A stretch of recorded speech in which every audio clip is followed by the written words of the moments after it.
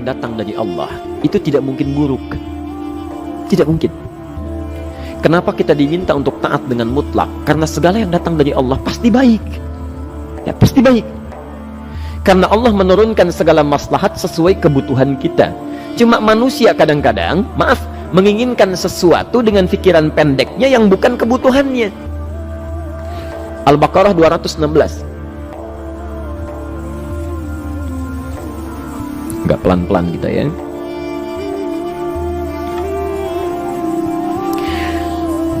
Bapak Ibu kalau diminta milih, pilih motor, pilih mobil. Apa? Pilih motor, pilih mobil. Kalau sebagai manusia biasa pilih motor, keterlaluan itu. Umumnya akan memilih mobil. Akan memilih mobil umumnya. Tapi kadang-kadang kita menginginkan sesuatu yang tinggi, menurut Allah itu bukan kebutuhan kamu. Kebutuhan kamu itu motor. Ya. Keperluan kamu motor. Kalau kamu punya mobil, sulit nantinya. Gangnya sempit, mesti bikin garasi, anggaran bertambah, dipikirin juga. Capek. Sudah, motor saja, terbebas dari banyak kemacetan. Mampu diurai, tidak banyak difikirkan. Pelan-pelan turun ayat, kutiba alaikumul qitalu wa huwa kurhul lakum. Ya. Diwajibkan atas kalian berperang. Dulu orang diminta jihad gelisah, ya. Gelisah. Nah, kalau ada perintah Allah yang melahirkan kegelisahan, ini maknanya. Ya, tidak harus dalam konteks jihad yang fisik, ya. Jihad, melawan hawa nafsu kita. Jihad melawan pikiran kita. Jihad melawan prasangka buruk kita. Kadang-kadang ada keinginan kita yang kita inginkan menurut Allah itu belum baik untuk kita. Nah, sifat manusia ketika diberikan oleh Allah keputusan yang terbaik, kadang-kadang ada sifat dalam hatinya gejolak, belum bisa menerima. Ya. Ada gejolak di hatinya. Dalam keadaan demikian kata Quran, kutiba alaikumul qital. Kalau Anda merasakan sesuatu sedang ada gejolak di jiwa, sulit menerima ketetapan Allah, maka perangi perasaan-perasaan buruk itu. Wa huwa kurhul lakum, walaupun itu sulit. Walaupun itu sulit. Jangan berprasangka buruk dulu pada Allah. Ayat yang indahnya, perhatikan kalimatnya. Asa an takrahu syai'an fahuwa khairul lakum. Boleh jadi Anda tidak menyukai sesuatu, di balik itu ada kebaikan-kebaikan besar yang Allah sedang rencanakan. Ya, karena pikiran kita pendek, maunya sekarang saja. Tapi subhanallah, Allah sangat panjang, tidak ada batasnya. Allah memberikan maslahat sampai kamu meninggal, ini maslahatnya. Kamu berpikir sekarang saja. Wa asa an tuhibbu syai'an wa huwa syarrun lakum. Sedangkan boleh jadi di balik yang kita sukai ada keburukan yang sedang menunggu kita di depan ini, kamu tidak tahu. Ya. Apa logikanya? Wallahu ya'lamu. Allah tahu masa depan yang akan terjadi menimpa kita, wa antum la ta'lamun. Sedangkan kalian tidak bisa membaca masa depan. Ya.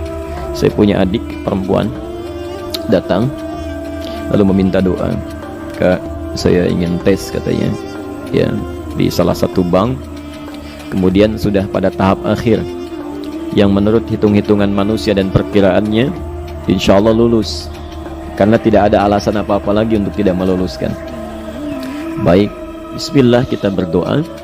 Tapi doa kita seperti dibimbing oleh Quran, tidak minta dunia saja, ya. Jadi dunia baik. Al-Baqarah 201, Rabbana atina fid dunya wa fil akhirah, ya. Dunia minta baik, akhirat minta baik. Tapi aturan dunia dan akhirat ini jangan disebandingkan, rugi. Dunia itu kecil, ya, akhirat lebih besar. Dunia itu kecil.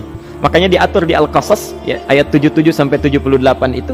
Aturannya wabtaghi fima atakallahu daral akhirah wa la tansa nasibaka minad dunya. Minta seluas-luasnya akhirat, tapi dunia jangan berlebihan. Ya. Sekedar mencukupi kebutuhan kita saja. Ya.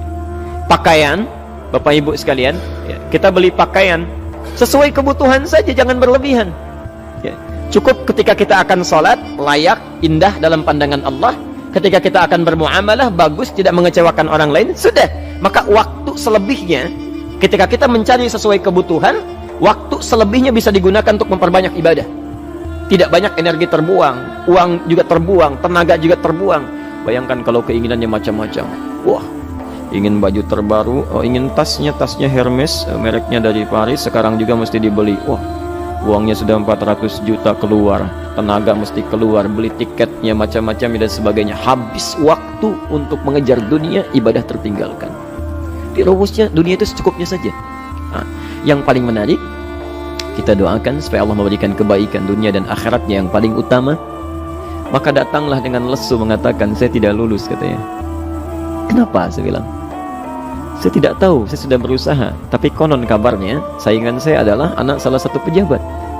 Masya Allah. Saya bilang, kamu jangan bersedih. Kamu menginginkan sesuatu dengan pikiran pendek, Allah pasti memberikan yang terbaik yang tidak terlukiskan nanti. Subhanallah, pekan beberapa hari setelah itu muncul berita, ternyata dia diterima di bank syariah. Ya, dia menginginkan sesuatu yang diinginkan, Allah menginginkan lebih dari apa yang dia harapkan. Dikasih bank syariah, di situ terjaga, meningkat keagamaannya, terjaga hijabnya, segalanya, dan disitulah kemudian diarahkan untuk menemukan jodohnya. Masya Allah. Dia berpikir saat itu Allah merencanakan masa depannya. Ya, jadi apa yang Allah sudah rencanakan pasti baik, Pak, Bu. Jadi tadi dari salat subuh yang pertama kali ingin disampaikan adalah, coba dilihat sampai subuh ini, adakah aturan Allah dan Rasulnya yang sampai subuh ini pernah kita langgar, pernah kita ragukan? Barangkali itu yang membuat kehidupan kita sulit. Ya. Allah, Rasul membuat aturan, dan ada 4 tipikal orang. Ya, 4 tipikal orang bila dihubungkan dengan aturan yang Allah dan Rasul sudah buat itu. 1, ada yang ikut aturan.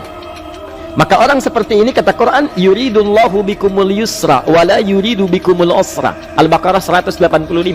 Allah menginginkan kemudahan, tidak menghendaki kesulitan dalam hidupmu. Okay. Maka dibuat aturan, yang ikut aturan Allah pasti mudah hidupnya. Ya, pasti mudah hidupnya. Ya. Rizkinya mudah, hidupnya mudah, nyaman, enak. Okay. 1, ada yang ikut aturan. Yang kedua, ada yang keluar aturan. Ya. Ini pasti repot. Pasti repot. Di awal-awal seperti menyenangkan, ujung-ujungnya repot. Allah bilang, jujur, jangan berdusta. Kalau dusta celaka. Wailul lil mukadzibin. Celaka bagi para pendusta. Dia keluar aturan, dia berdusta. Awal-awal memang nikmat. Besok. Pak, ini amplop siapa ya? Maaf Pak, ini amplop memang ini khusus Pak, anggaran tertentu, tidak ada kaitan dengan proyek ini. Padahal ada kaitan dengan proyek, dia sisihkan untuk kepentingan pribadinya. Bohong. Saat itu merasakan enak dapat tambahan, besok-besok dikejar-kejar sama aparat kepolisian. Ya. Celaka. Wail, itu sudah keluar aturan pasti celaka. Ya. Subhanallah. Jadi ada orang kedua keluar aturan. Yang ketiga bikin aturan sendiri. Dikasih aturan, dia bikin aturan sendiri. Subhanallah.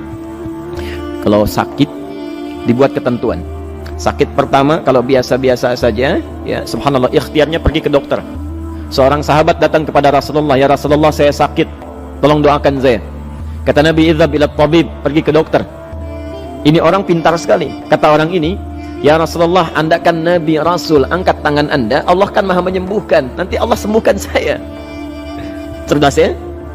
Tapi subhanallah, Nabi harus lebih cerdas, dapat bimbingan dari wahyu. Pergilah ke dokter, karena kesembuhan yang telah Allah tetapkan dititipkan di tangan para dokter. Masya Allah, pergi ke dokter. Ya. Itu rumus pertama. Nanti kalau dokter sudah pada hand up, ya, angkat tangan, tidak mampu menyembuhkan, itu tandanya Allah ingin langsung menyembuhkan tanpa turut campur makhluk yang ada. Maka kaidahnya akan berubah nanti, ya, dari kaidah biasa kepada kaidah Al-Anbiya ayat 83 sampai 84. Itu aturan yang menyembuhkan langsung dari Allah Subhanahu wa taala. Tapi kalau Anda sakit, perginya ke dokter. Ya. Cuma ada manusia bikin aturan sendiri. Sakit, pergi ke dukun. Ya. Dukun nggak bisa, pergi ke paranormal. Dirinya pun sudah nggak normal. Makanya disebut paranormal, karena nggak normal. Ya. Tapi didatangi juga, gitu, bikin aturan sendiri. Karena itu jadi lebih sulit hidupnya. Ya. Doa, minta pada Allah, kan sederhana.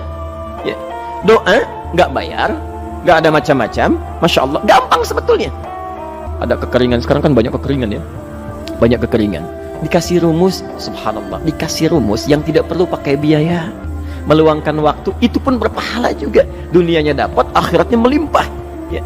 Dikasihlah salat istisqa, Masya Allah, tinggal minta, memohon kepada Allah. Salat, mengangkat tangan, mohon pada Allah. Subhanallah. Manusia tidak bikin aturan sendiri. Digarami saja. Orang garamin sayur, dia garamin awan. Cari biaya miliaran, terbang pakai pesawat. Kalau Allah tidak berkehendak, ya sudah. Ya. Ayo silahkan. Berapa biaya yang mau kamu kumpulkan? Tenaga yang kamu kumpulkan, silahkan aja. Ya. Yang ini hujan, bikin kering lagi di sana. Sana hujan, bikin kering lagi di sana. Mau sampai kapan? Dikasih yang gratis tinggal muncul. Cuma manusia bikin aturan sendiri, ya susah hidupnya. Itu yang ketiga. Yang keempat, ada orang nggak mau diatur. Allah bikin aturan, dia nggak mau diatur. Ya, masya Allah. Ini yang luar biasa. Inilah yang fasik. Fasik itu keluar dari aturan, menyimpang, tidak mau diatur dia. Ya, tidak mau diatur. Karena itu Bapak Ibu sekalian, dari ayat yang pertama ini, ya, mari kita evaluasi sampai dengan hari ini subuh. Dari ayatnya memang sederhana, singkat, padat, cuma satu ayat. Tapi meminta kita untuk melihat, sudahkah sampai hari ini taat pada Allah dan Rasulnya? Yang kedua, ketaatan kita apakah selalu ragu atau sudah melahirkan keyakinan yang paripurna? Ya. Yang ketiga, pelajari aturan-aturan Allah terkait kehidupan kita. Aturan sholat, aturan muamalah, ya, aturan beraktivitas, aturan berumah tangga. Pelajari itu supaya mendapatkan kemudahan. Biasanya kesulitan didapatkan karena kita belum mengenal aturan Allah dan Rasulnya.